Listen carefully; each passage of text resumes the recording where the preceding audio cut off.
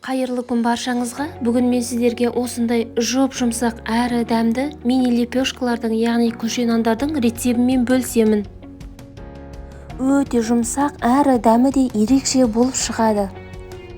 Бұл нанның толық рецебі видеоның астында описание бөлімінде көрсетілген.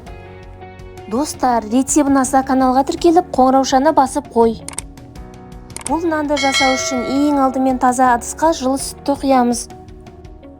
Үстіне 1 ас қасық дрожж және 1 ас қасық қант қосамыз. Ашытқы мен қантты жақсылап ерігенше араластырып, үстіне жарты шай қасық тұз қосамыз. Үстіне 1 стакан жылы су қосып, оның үстіне 100 грамм сұйық май қосамыз. Барлығын жақсылап араластырып, оның үстіне осылайша електен өткен ұнды салып араластырамыз. Масса қоюланғаннан кейін қолымызбен жұп-жұмсақ қамыр илейміз. Жалпы кез келген выпечка жақсы шығуы үшін ұнды қажетті ғана мөлшерде салып, оны жұп-жұмсақ етіп илейміз.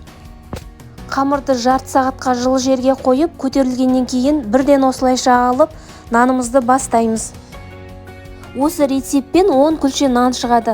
Қолымызбен осылайша дөңгелектеп басып, оны вилкамен осылайша тесіп, және де жұмыртқаның сарысын жағып шығамыз. Бетіне күнжутпен мак сеуіп, дайын күлшелерді 5-6 минутқа көтерілуге қоямыз. Алдын ала 180 градуста қызып тұрған пешке салып, 20-25 минуттай пісіріп аламыз.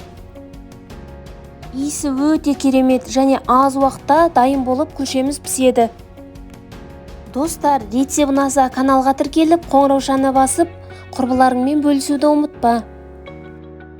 Міндетті түрде жасап көріп, менімен бөлісіңіз. Амандықта жүздесейік.